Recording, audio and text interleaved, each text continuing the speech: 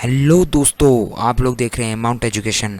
आज इस वीडियो के अंदर हम एक इम्पॉर्टेंट टॉपिक के ऊपर बात करेंगे, जिसकी वजह से काफ़ी स्टूडेंट्स जो हैं बहुत परेशान हैं कि आखिर उनको क्या करना चाहिए जब उनके किसी सेमेस्टर के किसी सब्जेक्ट में ईआर या फिर एबी लिखा आ जाता है, चाहे वो दिल्ली यूनिवर्सिटी के रेगुलर स्टूडेंट्स हो चाहे वो एसवाइएल स्टूडेंट्स हो। तो आज इस वीडियो के अंदर मैं दोनों ही तरीके के स्टूडेंट्स की बात को कवर करूँगा कि what can I do if ER और AB in any subject from any semester।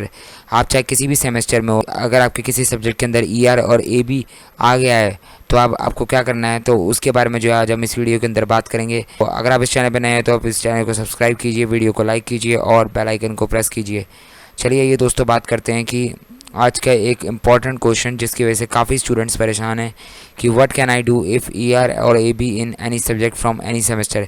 अगर आपका किसी भी सेमेस्टर में ER और AB आ जाता है किसी सब्जेक्ट के अंदर, तो आप लोगों के उस सब्जेक्ट का एग्ज़ाम कब होगा और आप कब वो सब्जेक्ट को दोबारा दे पाएंगे। अब अगर मैं बात करूँ ड्यू की रेगुलर कॉलेजेस और एसवाइएल कॉलेजेस, इन दोनों ही जगह जो है एक सिस्टम चलता है जिसका नाम है CBCS सेमेस्टर सिस्टम। तो आप लोग जो एग्ज़ाम देते हो वो CBCS सेमेस्टर सिस्टम के अकॉर्डिंग देते हो। और CBCS सेमेस्टर सिस्टम कहता है कि आप लोगों के सेमेस्टर के दो पार्ट्स होते हैं, एक होता है ऑड सेमेस्टर, दूसरा होता है इवन सेमेस्टर। आपको ये तो पता है कि आप लोगों को अपने 3 साल के डिग्री के अंदर टोटल 6 सेमेस्टर देने हैं, यानी हर एक साल में 2 सेमेस्टर देने हैं। तो 6 सेमेस्टर का डिवीज़न कुछ इस तरीके से कर रखा है कि ऑड नंबर तो आपको पता ही है क्या होते हैं और इवन नंबर भी पता है क्या होते हैं। तो आप लगा सकते हैं 1 से लेकर 6 के बीच में ऑड नंबर कितने होते हैं, 1 3 5, और इवन नंबर कितने होते हैं, 2 4 6। तो 1 3 5 यानी फर्स्ट थर्ड और फिफ्थ सेमेस्टर आपका ऑड सेमेस्टर हो गया, इवन सेमेस्टर हो गया सेकंड फोर्थ और सिक्स्थ। सबसे पहली बात, ऑड सेमेस्टर का इवन सेमेस्टर से कोई लेना देना नहीं है और इवन सेमेस्टर का ऑड सेमेस्टर से कोई लेना देना नहीं है। ये अपने आप में सेपरेट डिवीजन कर रखा है, ये अपने आप में सेपरेट डिवीजन कर रखा है। अब बात करें सबसे पहले ऑड सेमेस्टर की। ऑड सेमेस्टर की अगर हम बात करें तो यहाँ पर आता है 1 3 5। अब अगर फर्स्ट सेमेस्टर के किसी सब्जेक्ट के अंदर ER या फिर एब्सेंट आ जाता है तो आप लोगों को उस सब्जेक्ट का एग्ज़ाम दोबारा देने को कब मिलेगा। तो ऑड सेमेस्टर में आपका ER और एब्सेंट आया है तो इसका एग्ज़ाम आप दोबारा ऑड सेमेस्टर में ही दे पाओगे। तो अब आपको दोबारा ऑड सेमेस्टर कब पड़ेगा, या तो थर्ड सेमेस्टर पड़ेगा या फिफ्थ सेमेस्टर पड़ेगा। तो आप इन दोनों ही टाइम में से किसी भी टाइम अपने इस फर्स्ट सेमेस्टर के एग्ज़ाम को क्लियर कर सकते हो। तो ऑड सेमेस्टर के ER और एब्सेंट का मामला क्लियर होगा ऑड सेमेस्टर के अंदर ही। अब अगर बात करें मैं थर्ड सेमेस्टर की, अगर किसी स्टूडेंट के थर्ड सेमेस्टर के किसी सब्जेक्ट के अंदर ER या फिर एब्सेंट आ गया, उसके पास कौन सा ऑड सेमेस्टर बचा हुआ है, फिफ्थ सेमेस्टर।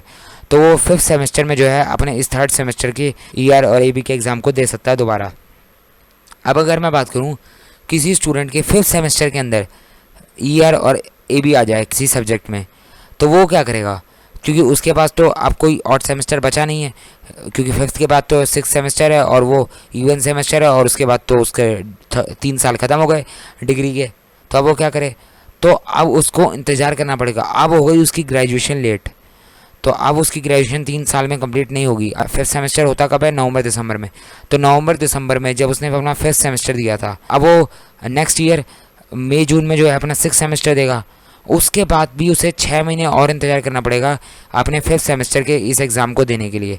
यानी नेक्स्ट ईयर नवंबर दिसंबर में ही दोबारा जाके जो है वो अपने इस एग्ज़ाम को दे सकता है फिफ्थ सेमेस्टर के। यानी वो अपना सिक्स सेमेस्टर तो दे देगा, लेकिन सिक्स सेमेस्टर के साथ वो अपने फिफ्थ सेमेस्टर का पेपर नहीं दे सकता, क्योंकि ऑड सेमेस्टर और इवन सेमेस्टर का आपस में कोई लेना देना नहीं है। आई होप आपको क्लियर हो गया होगा। अगर आपको अभी भी क्लियर नहीं हुआ तो आप कमेंट सेक्शन में जो आप पूछ सकते हैं। अब मैं बात करूँ इवन सेमेस्टर की, सेम हिसाब किताब इवन सेमेस्टर का भी है। इसमें कौन कौन सा सेमेस्टर है, 2 4 6। अगर आपके सेकंड सेमेस्टर के किसी सब्जेक्ट में ER या फिर एब्सेंट आ जाता है तो आप उसको फोर्थ सेमेस्टर या फिर सिक्स सेमेस्टर में दे सकते हैं, यानी आने वाले इवन सेमेस्टर में। तो आने वाले इवन सेमेस्टर कौन कौन से आपके सामने, फोर्थ होगा या फिर सिक्स्थ होगा। अच्छा एक और बात, अब ये मत समझ लेना अगर आपका सेकंड सेमेस्टर में या फिर फर्स्ट सेमेस्टर में ER या फिर एब्सेंट आएगा तो आपको थर्ड और फिफ्थ दोनों में ही इस सब्जेक्ट को देना पड़ेगा। आप चाहे तो थर्ड में क्लियर कर लो इसको, या तो फिफ्थ में क्लियर कर लो। अगर आपने थर्ड में क्लियर कर लिया तो बात खत्म, फिफ्थ में आपको दोबारा नहीं देना पड़ेगा। और यहाँ सेम इसी तरह अगर आपने सेकंड सेमेस्टर के किसी पेपर को फोर्थ में क्लियर कर लिया, फोर्थ सेमेस्टर में क्लियर कर लिया, तो बात खत्म हो गई, सिक्स सेमेस्टर तक वो जाएगा ही नहीं। अब अगर मैं बात करूँ फोर्थ सेमेस्टर की, तो फोर्थ सेमेस्टर में अगर किसी सब्जेक्ट में आपका ER या फिर एब्सेंट आ जाए तो आप उसको सिक्स सेमेस्टर में जो है जाकर क्लियर कर सकते हो, क्योंकि आने वाला इवन सेमेस्टर सिक्स सेमेस्टर ही है आपके पास। अगर आपकी सिक्स सेमेस्टर के अंदर किसी सब्जेक्ट के अंदर ईआर या फिर एब्सेंट आ जाए तो अब आप क्या करोगे? अब आपको पूरे 1 साल का इंतज़ार करना पड़ेगा। यानी अब नेक्स्ट ईयर जब मई जून में दोबारा से इवन सेमेस्टर के एग्ज़ाम होंगे तब आप अपने इस सेमेस्टर को क्लियर कर सकते हो। यानी इवन सेमेस्टर के एग्ज़ाम कब होते हैं? मई जून में। और ऑड सेमेस्टर के एग्ज़ाम कब होते हैं? नवंबर दिसंबर में।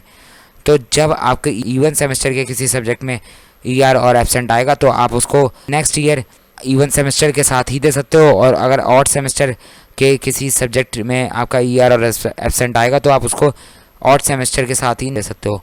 अगर आपकी 5th सेमेस्टर में ईआर और एब्सेंट आ जाता है तो आपको 3 साल के ग्रेजुएशन में 6 ही महीने आपके एक्स्ट्रा लगेंगे। लेकिन अगर आपका 6th सेमेस्टर के किसी सब्जेक्ट में ईआर और एब्सेंट आ जाता है तो आपको पूरा 1 साल दोबारा से लग गया और आपके ग्रेजुएशन 3 साल की जगह अब 4 साल में कंप्लीट होगी। तो ये जो है पूरा प्रोसीजर है कि किस तरीके से जो आप अपने ईआर और एब्सेंट का पेपर दे सकते हो और कौन से सेमेस्टर में दे सकते हो। तो आई होप इसके बाद आपका कोई डाउट नहीं बचा होगा। फिर भी अगर आपका कोई डाउट है, आपको कोई कन्फ्यूज़न है तो आप कमेंट सेक्शन में कमेंट करके पूछ सकते हो।